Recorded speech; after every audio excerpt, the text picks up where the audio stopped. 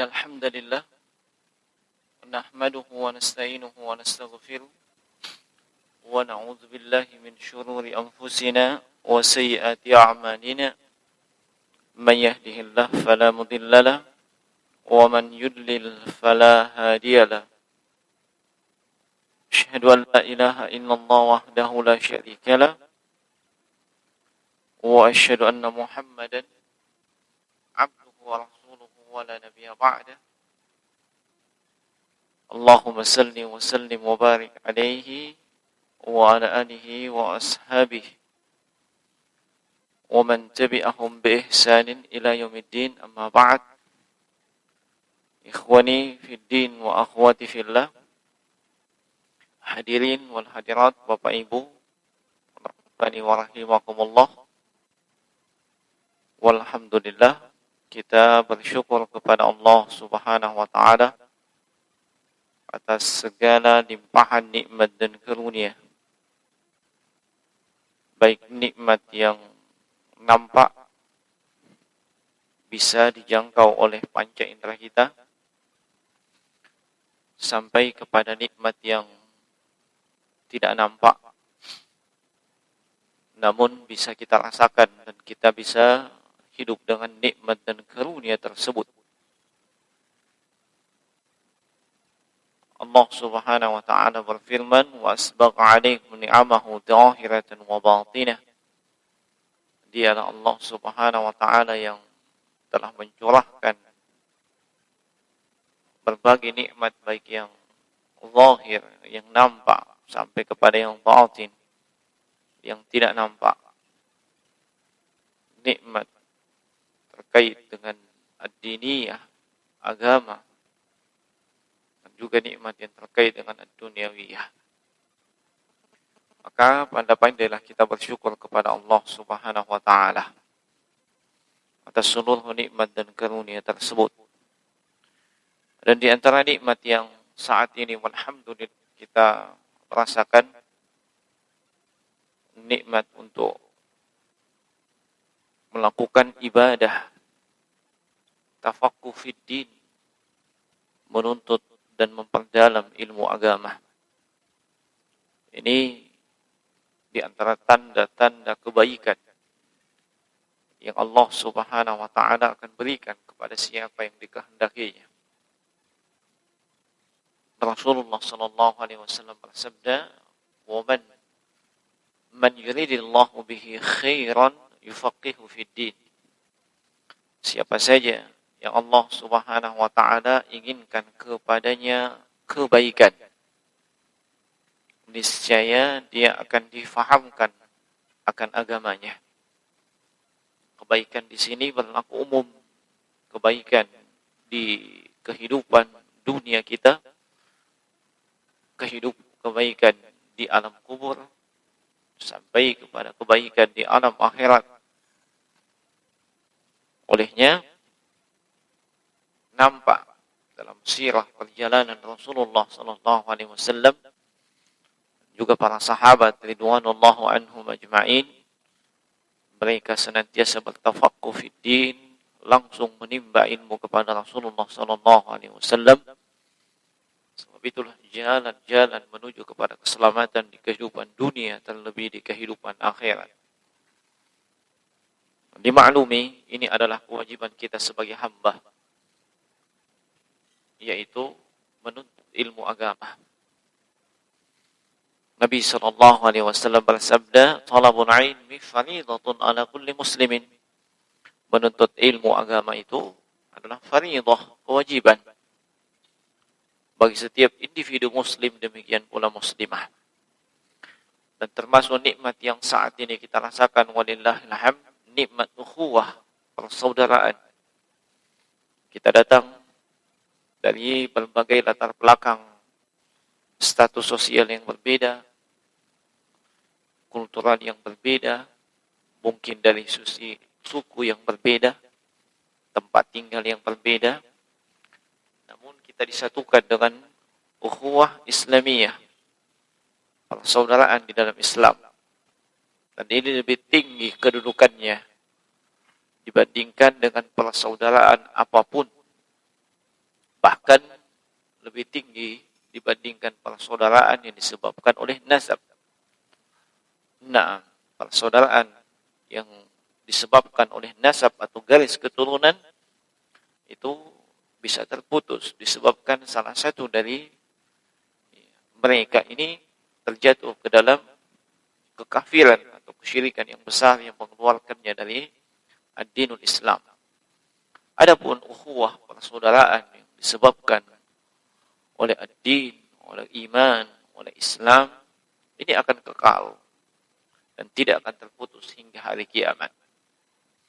Olehnya kembali di kesempatan ini kita mengingatkan untuk adab-adab yang terkait dengan ilmu, adab-adab seorang penuntut ilmu. Naam, termasuk di dalamnya adalah adab dalam majelis ilmu.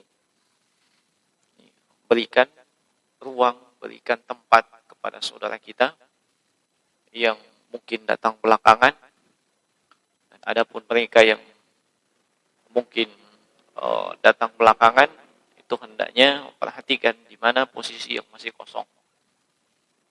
Dan juga kepada saudara-saudara kita yang mungkin ingin belajar dan belum mengenal antara satu dengan yang lainnya, maka jangan bikin halaqah-halaqah sendiri. Jangan bikin kelompok-kelompok sendiri. Begitu biasanya. Ada yang membuat halaqah kelompok Pak Balu. Semuanya di situ adalah Pak Balu. Ya, bahkan bikin kelompok yang lebih kecil. Pak Balu Donat misalnya. Di situ yang berkumpul Pak Balu Donat semua. Ya. Nah, jangan buat seperti itu. Ya. Tapi hendaknya berbaur, ya, dengan saudara-saudara kita. Berikan penguatan dari sisi keimanan, dari sisi ukhuwah kepada mereka.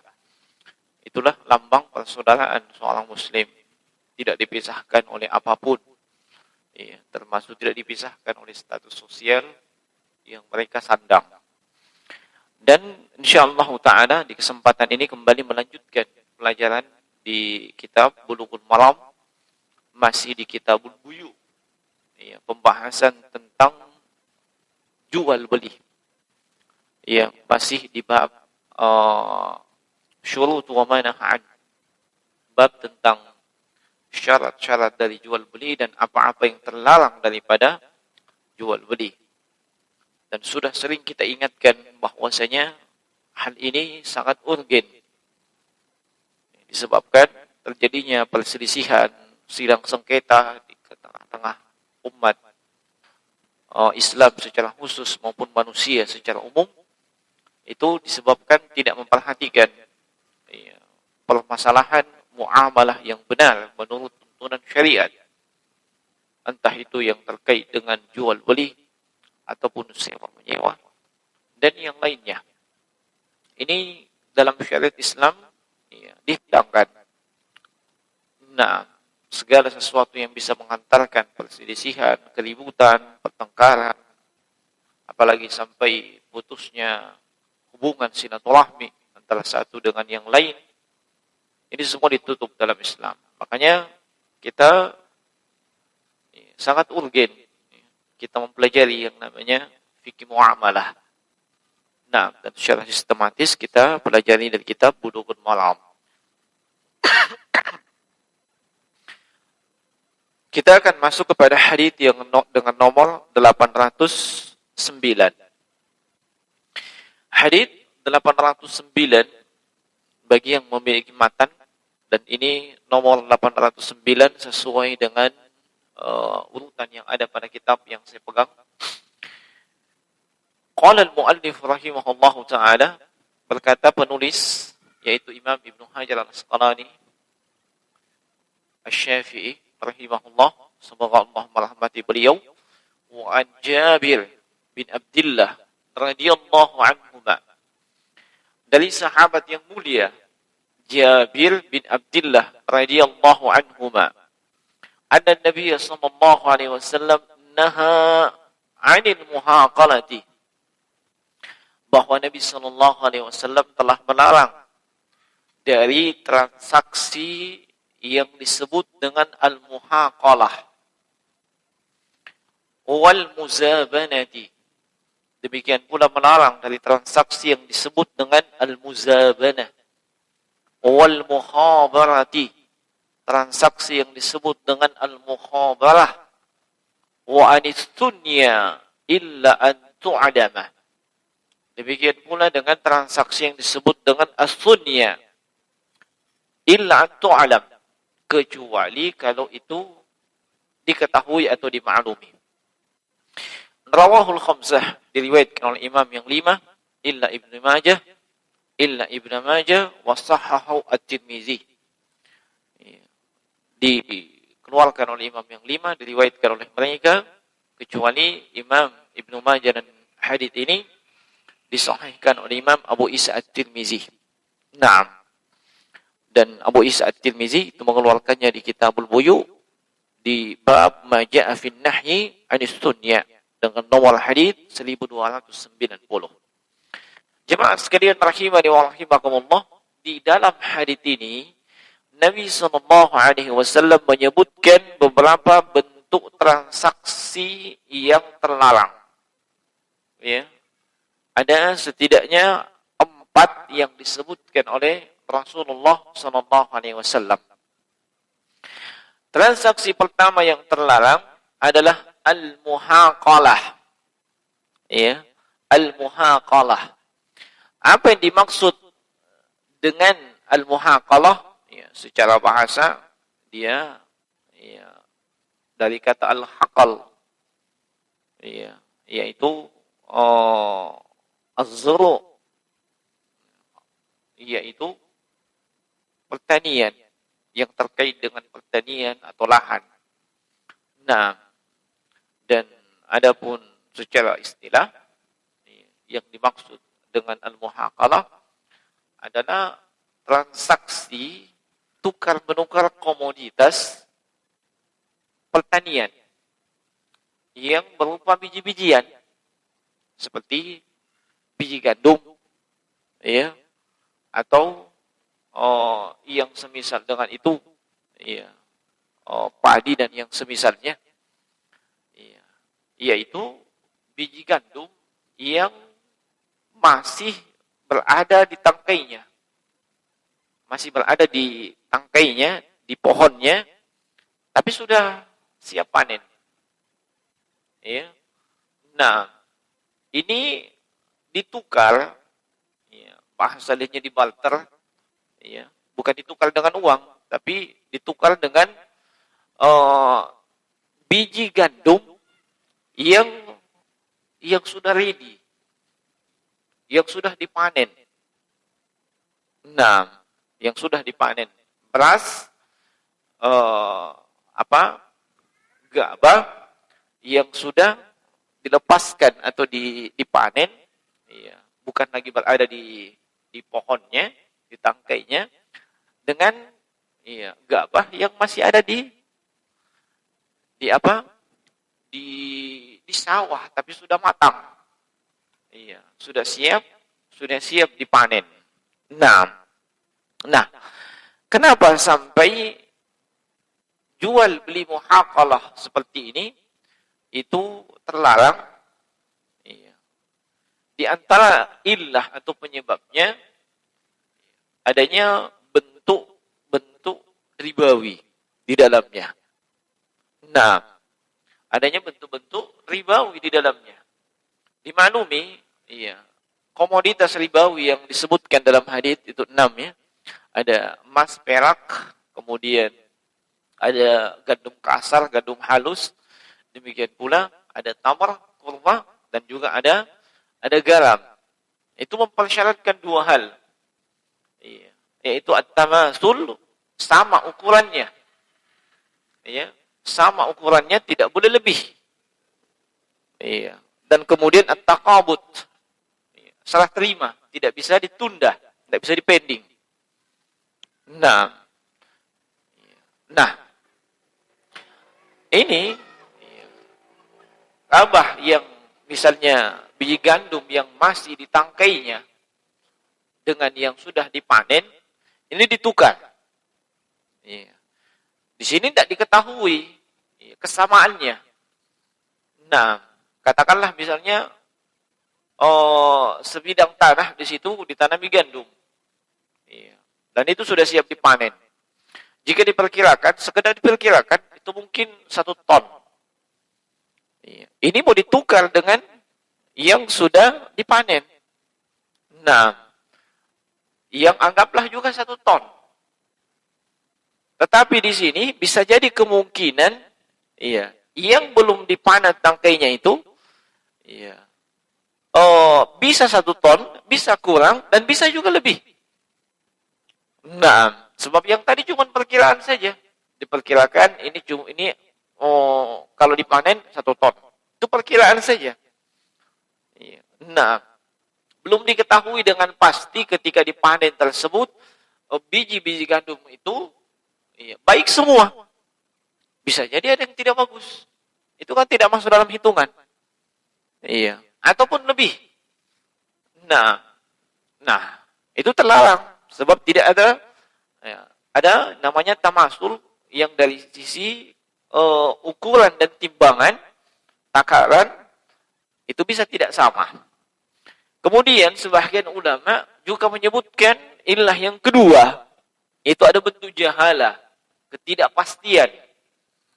Ya. Nah, ketidakpastian seperti yang kita sebutkan tadi, memang sudah siap dipanen secara kasar. Kita lihat sebidang tanah ini tanami gandum sudah siap dipanen. Nah, tapi tidak bisa dipastikan bahwa misalnya ketika dipanen bagus semua. Nah, bagus semua. Bisa jadi ada yang tidak bagus. Nah, kalau ada yang tidak bagus seperti itu gimana kira-kira? Nah, itu belum jelas. Dibandingkan yang sudah dipanen, sudah jelas. Sebab kalau sudah dipanen itu biasanya dipisahkan. Mana yang bagus, mana yang tidak. Ditukar misalnya 1 ton biji gandum. Dengan 1 ton yang belum dipanen. Nah, yang sudah dipanen ini sudah pasti 1 ton bagus semua. Adapun yang belum dipanen belum pasti itu 1 ton bagus semua. Itu lagi adalah sekedar perkiraan saja. Nah, dan ini termasuk hal yang terlarang dalam akad. Nah, bahkan para ulama menyebutkan akadnya batil yang seperti itu. Akadnya tidak sah. Itu yang pertama. Kemudian al-muzabanah. Al-muzabanah itu dari kata az-zaban wa huwa daf'u bi syiddah ka'anna kullu wahidin minal mutabayi'aini yadfa'al aw lil akhar daf'an bi syiddatin aw bi sur'atin. Ini secara bahasa menolak dengan keras, Itu namanya az-zabanah. Atau disebut dengan demikian sebab setiap orang ini itu membayar dengan cepat. Adapun pengertian dari sisi terminologi ini sebenarnya disebutkan di dalam sejumlah hadis yang lain. Apa itu disebut dengan al-muzabanah? Nah, misalnya hadis Abdullah bin Umar radhiyallahu taala anhuma. Hadis Abdullah bin Umar radhiyallahu taala anhuma, di mana beliau mengatakan, naha Rasulullah sallallahu alaihi wasallam anil muzabanah. Nabi melarang dari al-muzabanah. Apa itu? Ayyabi'a tamra ha'itihi in kana nakhlan bitamrin kilan. Yaitu ketika seseorang menjual buah yang ada di kebunnya atau buah miliknya, misalnya buah kurma yang masih basah, masih di pohonnya, ditukar, dibarter dengan kurma yang sudah kering, mungkin bisa dibahasakan dempoknya, biasa antum lihat kurma yang beredar ketika bulan Ramadan, banyak-banyak itu dempoknya, Nah, maksudnya apa? Kalau saya pribadi sudah pernah melihat bagaimana kurma yang kering itu di Jawa sana, kurma yang sudah kering itu, nah, itu disiram lagi dengan air gula. Ya, disiram lagi air gula. Akhirnya kurmanya mengkilat kembali dan bertambah manis. Nah, padahal kurmanya sudah kering. Ya, kalau pisang kayak dempoknya itu. Ya. Nah, tapi kalau pisang kayaknya susah untuk disiram air gula. Ya, ketahuan kalau disiram air gula. Adapun yang saya lihat itu demikian. Sehingga ini kurma yang sudah dagingnya sudah agak keras, lembek kembali. Sebab disiram dengan air. Dan itu pun airnya manis sebab air gula. Jadi bertambah manisnya itu kurma. Nah, tetapi tetap bisa dibedakan mana kurma yang sudah kering dengan yang masih statusnya basah atau diistilahkan dengan rutop. Ya. Nah, itu kalau di bulan Ramadan itu laku yang namanya rutop sebab ada memang hadits Nabi SAW buka puasa dengan rutop.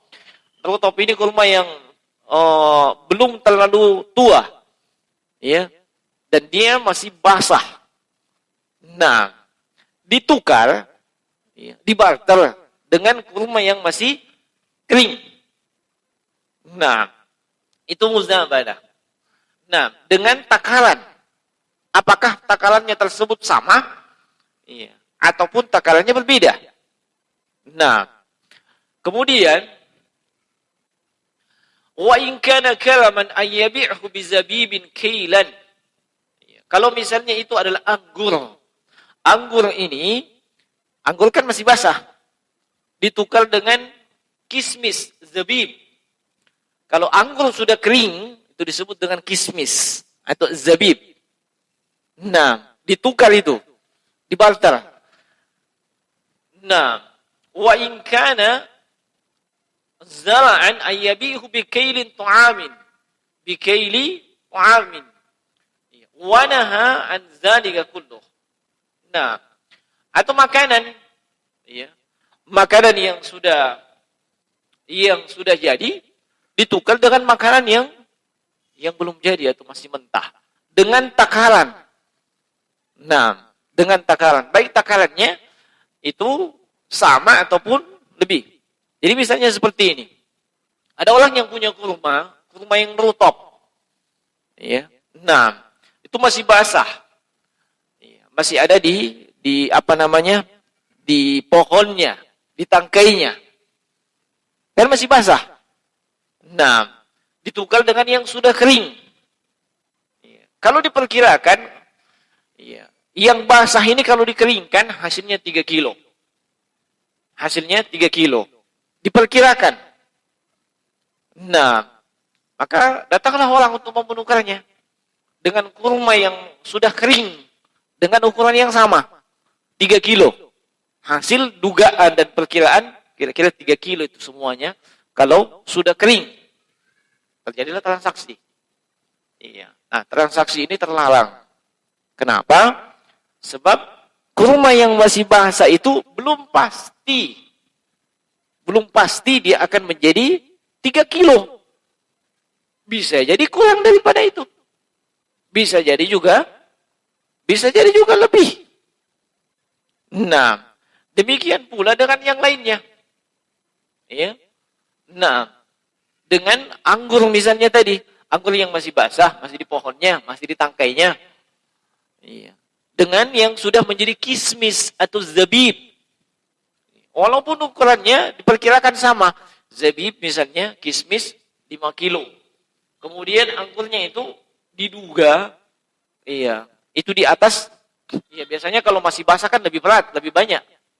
Ya, memang 7 kilo perkiraannya. Tapi kalau sudah kering itu, itu bisa menjadi 5 kilo. Tapi ini belum pasti. Ya, walaupun perdugaannya sama. Apalagi kalau memang lebih. Misalnya, zabib, kismis, ini 7 kilo. Nah, ditukar dengan anggur yang masih ada di pohonnya, katakanlah misalnya 5 kilo. Ini kan tidak sama. Padahal dimaklumi, berdasarkan apa yang disebutkan oleh jumhur ulama, hasil kias untuk komoditas riba. Hasil kias untuk komoditas riba itu tidak boleh ada kelebihan, harus ada tamasul. Misalnya garam dengan garam ditukar. Iya. Garam sekilo jadi tukar dengan garam sekilo yang lain. Iya. Nah, dengan merek yang berbeda misalnya, harus sama, tidak boleh lebih. Kalau memang sama komoditasnya. Ya, kurma, ya, basah, misalnya mau ditukar dengan kurma yang kering. Walaupun ada kering, ada setengah kering, ada yang kering sekali, tetapi tetap harus sama. Sebab komoditasnya itu sama-sama kurma. Sama dengan emas juga. Emas ditukar dengan emas atau emas ditukar dengan uang, iya, itu harus sama dan harus takabut. Iya. Nah, tidak boleh lebih. Lebihnya itulah dinamakan riba. Berbeda halnya kalau emas ditukar dengan garam, emas ditukar dengan kurma. Artinya tukar menukar, barter yang berbeda komoditas. Atau garam ditukar dengan uang. Itu kan sudah beda komoditas. Tidak ada masalah lebih ketika itu. Ya, tidak ada masalah lebih. Tapi kalau sama, tidak boleh. Iya. Nah, misalnya beras, misalnya yang contoh yang lain, beras. Kita punya beras kepala. Iya. Mau ditukar dengan beras apa itu yang apa? Yang kurang begitu bagus? Beras tidak bagus. Apa? Apa namanya itu? Beras apa, Nenang? Beras raskin. Oh, begitu ya? Memang ada, oh iya, saya pernah dengar istilah itu. Raskin. Beras untuk orang miskin. Masya Allah. Nah, sudah miskin dikasih beras jelek lagi. Bagaimana bisa itu berkembang otaknya, sudah miskin dikasih lagi beras raskin. Nah, anggaplah beras raskin ditukar dengan beras kepala atau beras kristal. Iya. Nah, yang mana yang mahal? Beras kepala atau beras kristal dibandingkan raskin? Iya. Nah, kalau ditukar dengan uang. Tapi kalau ditukar, dibarter, ini tidak boleh ada kelebihan. Misalnya raskinnya itu 5 kilo, jadi tukar juga dengan beras yang 5 kilo. Tidak boleh lebih. Walaupun lebihnya itu 2-3 butir. Ya. Lebihnya itulah disebut dengan riba. Wah, pasti ada yang merasa rugi. Masa beras kepala aku ditukar dengan beras miskin. Sama 5 kilo, sama 5 kilo. Kalau mau aman, jual itu beras kristal. Jual itu beras kepala. Setelah jual, baru kamu beli itu beras miskin. Ya, kalau di kondisi seperti itu tidak ada masalah lebih. Sebab komoditas sudah berbeda. Uang dengan beras. Bukan lagi sama. Ya. Nah, sama dengan al-muzabanah ini. Ya.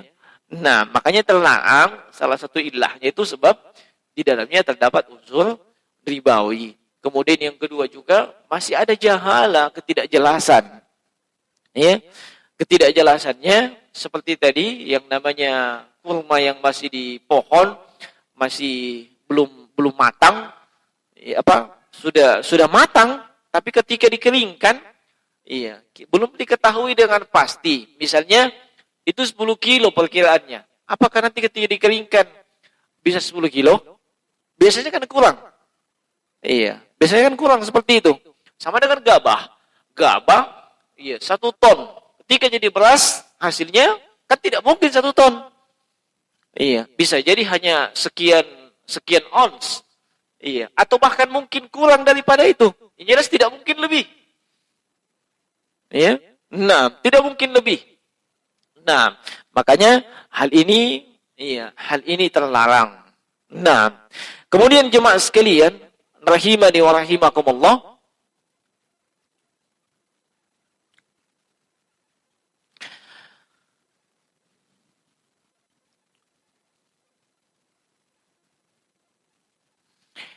dikecualikan dari al-muzabanah. Ya. Nah, dikecualikan dari al-muzabanah, yaitu jual beli arayah atau ariyah. Ya. Arayah atau ariyah. Nah, ini berdasarkan hadis dari Nabi sallallahu alaihi wasallam. Nah, berdasarkan hadis dari Nabi sallallahu alaihi wasallam, yaitu hadis yang diriwayatkan misalnya dari Imam Muslim rahimahullahu taala. Nah, dari hadis Sahal bin Abi Hasmata anna Rasulullah sallallahu alaihi wasallam naha an bai'il tamr bit tamri wa qala dzalika riba tilkal muzabana illa annahu rukhisa fi bai'il aliyatah, kecuali atau diberikan keringanan dari jual beli al-aliyatah an-nakhlataini ya'khudhuha ahlul bait na bi khalsiha tamran ya'kulunaha ratban, yaitu ketika kurma yang basah ditukar dengan kurma yang kering, dan di saat itu memang dibutuhkan.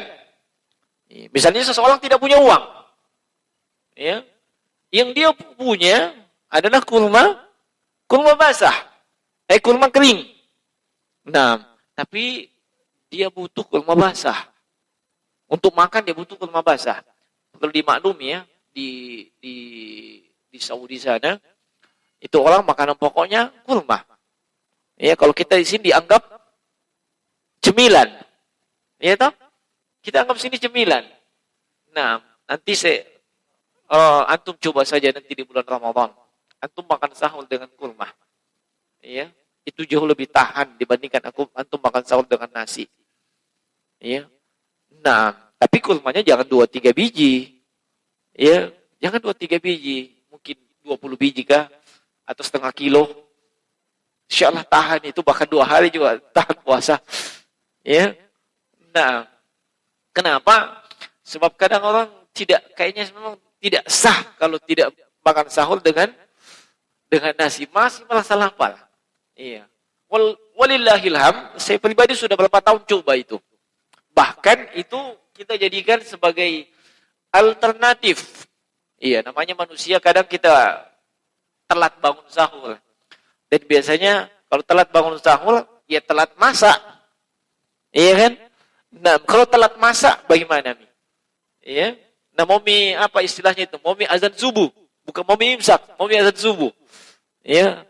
Nah, ini bisa disambaki langsung. Itu tadi kurma. Tapi itu tadi saya katakan jangan cuma makan 2-3 biji. Iya, kalau bikin makan 20 biji, 30 biji, iya, wah itu tahan itu insyaallah taala. Iya, buktinya Nabi sallallahu alaihi wasallam makan sahurnya dengan itu. Iya. Kemudian beliau juga apa istilahnya? Buka puasa juga dengan itu. Iya. Nah, ada keluarga yang dia punya kurma kering. Dia tidak punya kurma basah. Iya. Tetapi yang dia butuhkan untuk dirinya dan keluarganya itu adalah kurma yang basah. Iya. Nah, maka di saat itu ketika memang dibutuhkan dan dia tidak mempunyai uang untuk membelinya, maka boleh dia tukar kurma kering dengan kurma yang basah. Nah, tetapi dengan syarat harus taqabud. Taqabud ini serah terima langsung. Ya, dia bawa kurma keringnya ditukar dengan yang punya kurma basah, langsung serah terima. Tidak boleh ditunda. Ya, tidak boleh. Ya, nanti saya pesan dulu kurma basahmu, bawa ke rumah dulu. Mana kurma keringmu? Nanti masih dicari. Tidak bisa, harus taqabud. Ya, harus serah terima. Sebab dua komoditas ini sama-sama kurma maksudnya. Iya. Nah, dan ini di kondisi yang darurat. Nah, kemudian sebahagian ulama menyebutkan bahwa al-arayah atau al-ariyah ini hanya dibolehkan ya, selama kurma yang ditukarkan itu, yang dibarterkan itu ukurannya ya, kurang dari 5 wasak. Kurang dari 5 wasak. Ya, 1 wasak itu sama dengan 60 sok. 1 sok itu sama dengan 4 mud. Ya, 1 mud sama dengan ya, takaran 2 kepala, dua telapak tangan. Nah, dan kalau diperkirakan 5 wasak itu kira-kira sekitar 615 kilo. Ya. Nah, 615 kilogram. Ah, selama itu kurang daripada itu masih diberikan keringanan. Nah, ini pengecualian dari az-zabanah. Nah, dan di sana juga ada hadis dari Zaid bin Sabit radhiyallahu taala anhu di mana beliau mengatakan anna Nabi sallallahu alaihi wasallam rukhisa fil araya antuba bi khilsiha qilan. Nabi sallallahu alaihi wasallam memberikan keringanan dalam jual beli atau transaksi yang disebut dengan al-araya, yaitu penjualan kurma basah yang masih di pohon dengan cara ditukar dengan kurma yang sudah kering, dan itu dengan dikhals, diperkirakan. Kurma basah itu diperkirakan umumnya kalau seperti itu buahnya 10 kilo. Iya, ditukar juga dengan 10 kilo yang kering. Ini perkiraan. Tapi di kondisi yang darurat. Iya. Ahli keluarga tersebut butuh itu untuk disantap atau dikonsumsi. Sementara mereka ini tidak punya uang. Iya. Bisa dipahami ya? Nah, baik. Ini pengecualian daripada al-muzabanah. Kemudian yang berikutnya adalah al-muhabarah. Al-muhabarah. Transaksi yang disebut dengan al-muhabarah. Al-muhabarah itu dari kata al-khubar. Ya. Nah, dari kata al-khubar yaitu al-ardu, ar-rahwatu, iya, yabzaru fiha al-hab. Iya, maksudnya tanah yang subur, tanah yang gembur. Nah, dan al-muhabarah ini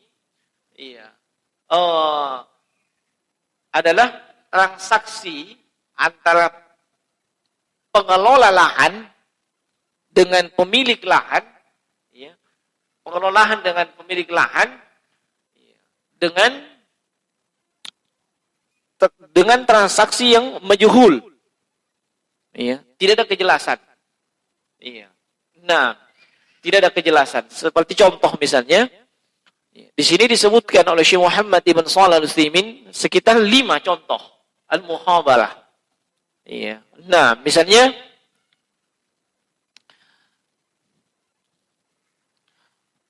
antara pemilik lahan dengan yang akan mengelola lahan. Iya. Ini pemilik lahan memberikan wewenang kepada pengelola lahan. Dia memberikan wewenang untuk mengelola lahan tersebut. Dan ditanami misalnya dengan gandum, dan ditanami dengan apa namanya yang biasa di kebun-kebun itu apa? Kalau di sini jarang ada gandum ya. Biasanya di kebun apa yang banyak?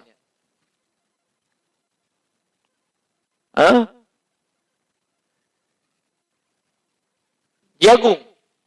Iya. Nah, gandum dengan jagung. Iya. Nah, kalau panen nanti, pemilik lahan dapat jagung. Pengelola dapat gandum. Paham maksudnya? Jadi 2 komoditas ditanam di situ. Nah, ini contoh muhabarah yang terlarang. Kenapa? Sebab tidak jelas. Bisa jadi gandumnya panennya banyak. Siapa yang untung? Siapa yang dapat bagian tadi gandum? Pengelola. Pengelola untung.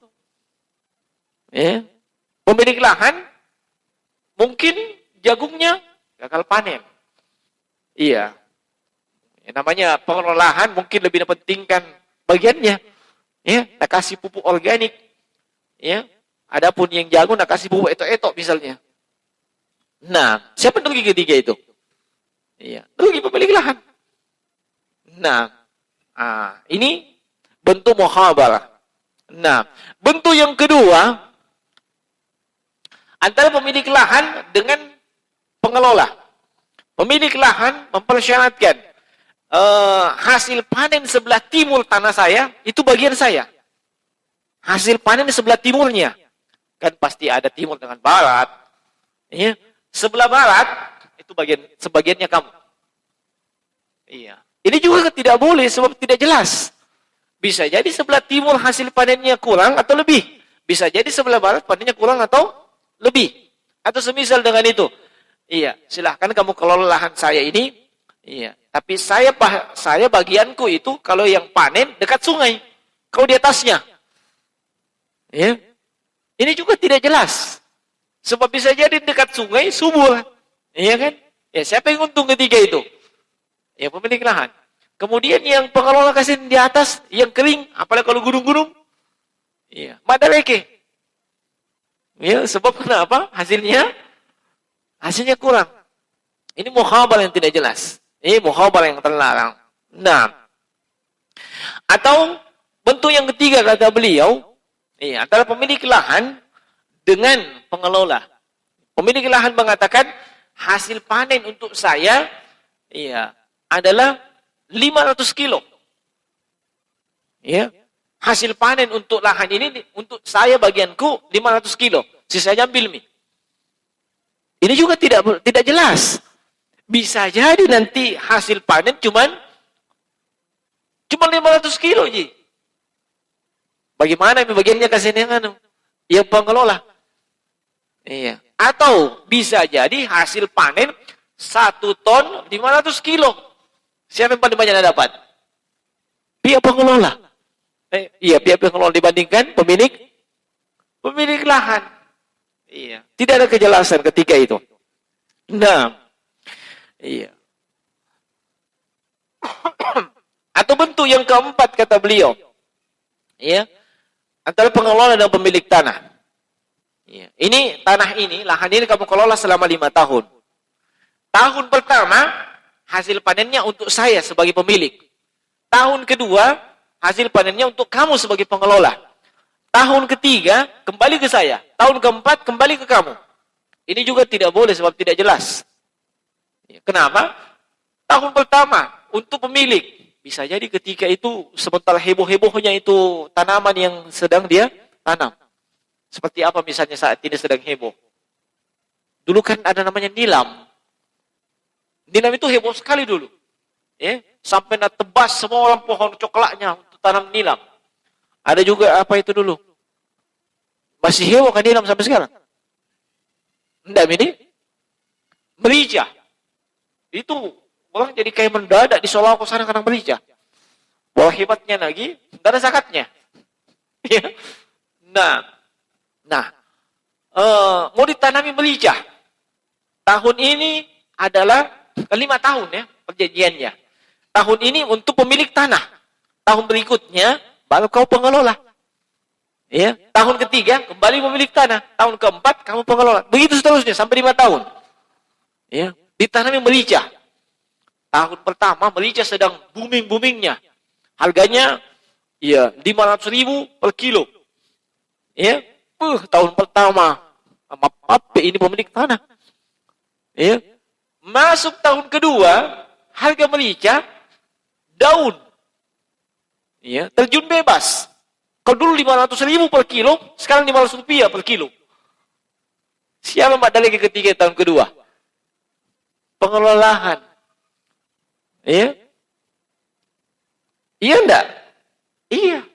Tidak jelas. Nah. Iya. Nah. Tidak? Iya. Tidak jelas. Nah. Ini jemaah sekalian bentuk muhabalah. Iya. Yang terlarang. Dan hakikatnya itu muhabalah adalah bentuk muzara'ah yang rusak, ya, yang tidak dibolehkan. Lalu solusinya bagaimana? Solusinya mudah. Ya, solusinya mudah. Antara pemilik lahan dengan pengelola. Buat perjanjian. Nanti kalau panen, banyak atau sedikit hasilnya, saya misalnya saya itu 50-50. Ya, saya pengelola 50%. Pemilik lahan 50%. Nah, benihnya dari siapa? Disepakati. Iya, misalnya pemilik lahan, dia dari benihnya dari dia 60. Misalnya. Iya, pengelola 40%. Jadi nanti misalnya hasilnya sedikit atau banyak tetap dibagi seperti itu. Itu jelas. Ya, paham maksudnya? Ya, atau misalnya pemilik lahan itu dapat 1/4 dari hasil lahannya. Pengelola sisanya. Ini juga jelas. Ya.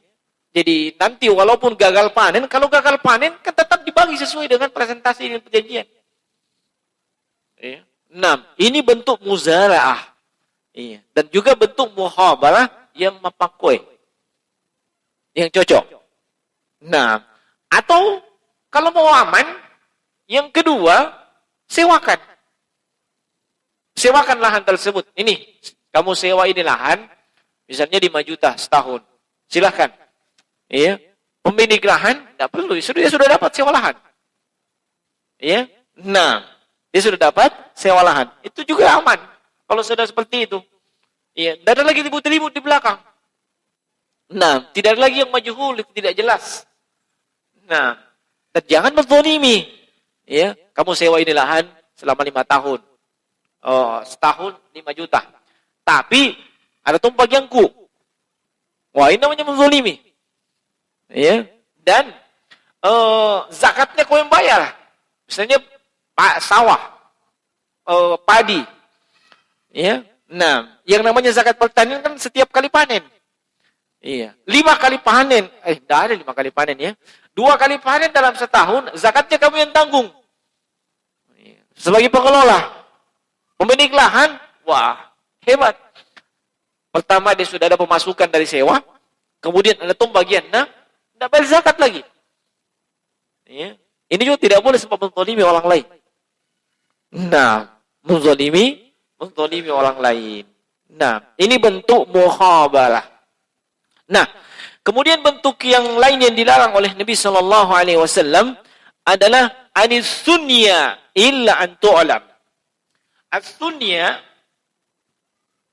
artinya jual beli atau transaksi yang disertai dengan pengecualian. Disertai dengan pengecualian. Misalnya, saya jual sebagian dari kambingku ini. Saya mau jual kambing saya ini, tapi sebagian je. Ini tidak boleh. Sebab tidak jelas sebagian itu berapa. Iya kan? Nah, saya mau jual motor ini, diposting di grup jual beli. Ya, tapi sebagian je. Nah, mungkin pentilnya tidak mau jual, tapi dia bilang sebagian bisa jual ini. Ya. Nah, ini jual beli dengan pengecualian. Ini tidak boleh illa antulam, kecuali diketahui itu apa yang dikecualikan. Ya. Nah, misalnya saya jual kambing ini. Iya, saya jual kambing-kambing saya ini kecuali yang kecil. Iya. Dan yang diketahui yang kecil misalnya 3 ekor. Oh, ditahu. Itu kalau diketahui seperti itu tidak ada masalah. Iya. Contoh yang tidak diketahui, saya jual kambing saya semuanya kecuali 1 ekor. Ini juga tidak jelas. Kenapa? 1 ekornya yang mana itu? Iya. Dia punya kambing 10 kambingnya. Saya mau jual kambingku ini, tapi kecuali 1 ekor. Iya. Ini tidak jelas. 1 ekor yang mana? Jangan sampai paling besar. Ya. Kan tidak. Dia cuma bilang kecuali 1 ekor. Nah, ini tidak boleh sunnah seperti ini. Illa antu'lam, kecuali kalau diketahui. Misalnya, saya jual kambing-kambing saya ini, kecuali yang paling besarnya. Satu ekor yang paling besarnya. Baru ditu'lam namanya, jual diketahui. Ya, bisa dipahami ya? Sama, silahkan yang lain. Iya, ada yang jual, kalau di grup jual beli, saya lihat banyak juga itu. Ya, khusus ikhwah, ada yang jual beli, apa itu? HP. Ya, nah, ada jual beli masker. Ya, nah, saya jual masker saya jual semua masker ini, kecuali yang warna putih. Ya, nah, ternyata maskernya itu, iya, ada hitam, ada putihnya. Iya, nah, kan tidak jelas juga seperti itu. Iya, harus dikasih jelas. Artinya kalau mau menjual, yang ada pengecualiannya. Kalau mau lebih aman, iya, jual saja. Nah, kalau mau dikecualikan, pengecualiannya itu harus jelas. Tidak boleh ada bentuk-bentuk ketidakjelasan. Nah, bisa dipahami ya? Ini namanya jual beli yang as-sunniyah.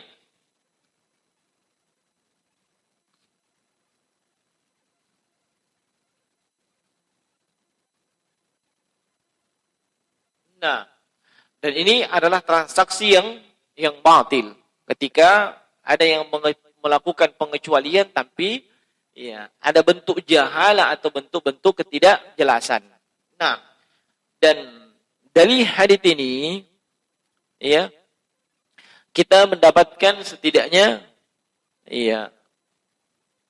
ada 3 pelajaran yang disebutkan oleh Syekh Muhammad bin Shalih Al-Utsaimin di sini. Yang pertama, an-nahyu an hadhil asya'i, ya, al-muhaqalah wal muzabanah wal mukhabarah was sunya illa an tu'lam fatakunu muharramatun wa qad ulim anna an-nahya yaqtadi al-fasad wa alayhi fa idza jarrat al-uqud ala hadhihi al-uqud al-manhiyun anha fasidatun ghairu sahihah. Ya, larangan, dan itu hukumnya haram, sebab hukum asal larangan itu haram. Ya, semua bentuk transaksi tadi, baik itu muhaqalah, muzabanah, mukhabarah, dan as-sunya, jual beli pengecualian, kecuali kalau memang itu diketahui. Nah, dan akadnya itu rusak. Ya, akadnya itu adalah rusak. Nah, dan tidak benar atau batil. Kemudian yang kedua, kamalus syariah. Hadits ini juga menunjukkan bagaimana sempurnanya syariat Islam. Islam tidak hanya sekedar mengatur bagaimana hubungan kepada Allah Subhanahu wa taala, ibadah, tapi juga mengatur bagaimana ketika terjadi interaksi yang sifatnya muamalah, jual beli, sewa menyewa di antara sama kaum muslimin dan selainnya. Ya. Nah, sehingga keliru ketika ada sebagian ulama mengatakan Islam itu hanya mengatur masalah ibadah. Ya. Atau Islam hanya mengatur masalah akhlak. Tidak. Seluruhnya diatur dalam Islam. Agama Islam adalah agama yang sempurna. Seluruhnya ada. Tinggal bagaimana umat Islam, kaum muslimin belajar dengan baik ya, agamanya. Nah, kemudian yang ketiga, jawazul istisna'i fi kulli 'aqdin minal buyu' wa ghairiha. Ya, jawazul istisna'i fi kulli 'aqdin minal buyu'i wa ghairiha.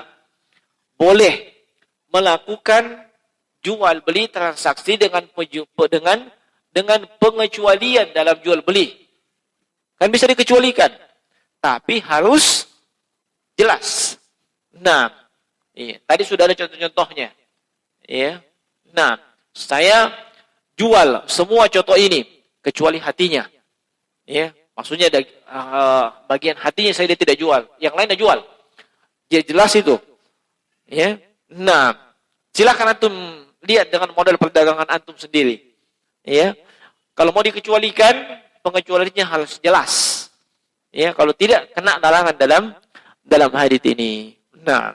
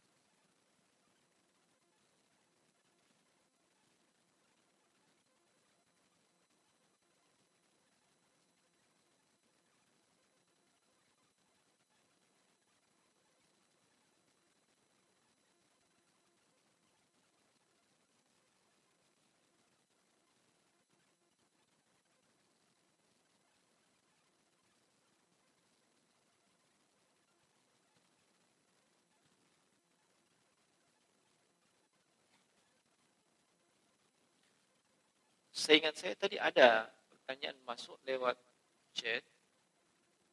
Tapi di mana itu?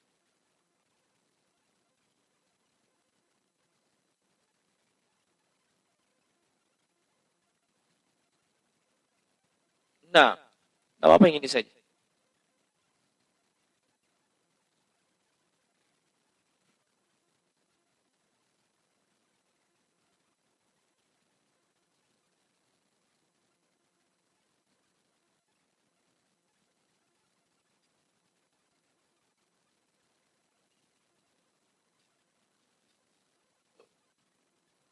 Iya, apa ini aja. Saya lupa tadi di mana sih. Iya, di sini ada pertanyaan. Bismillahirrahmanirrahim. Kapankah seseorang petani harus mengeluarkan zakat harta? Apakah setiap habis panen atau per tahun?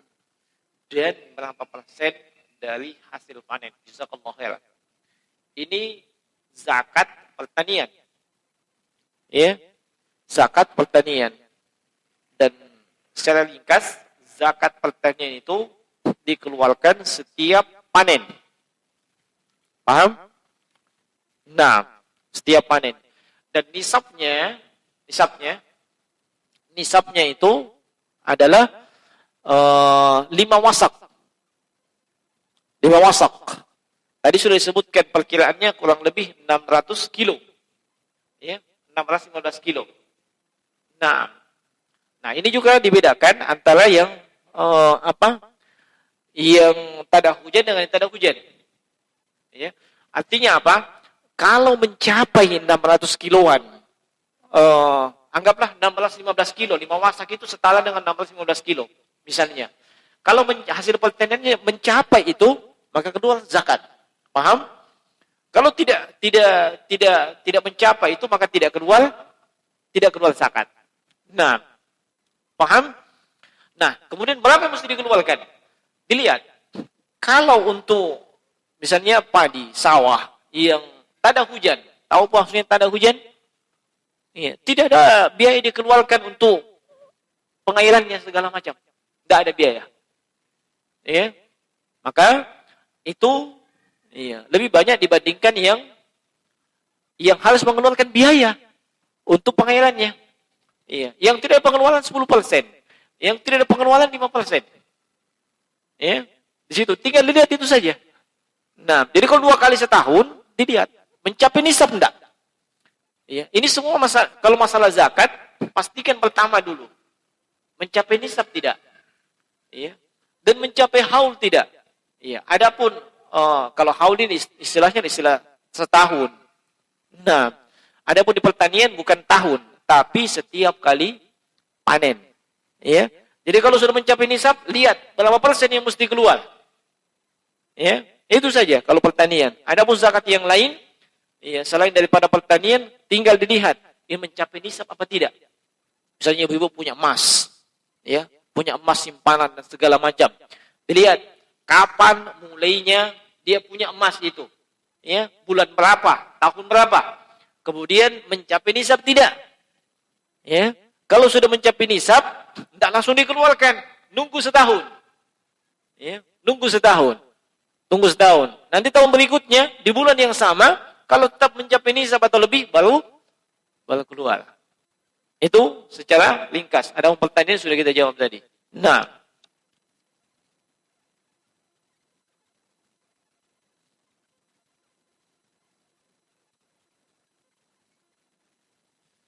bagaimana hukum mempekerjakan sawah kepada orang dengan ketentuan hasil dibagi 3?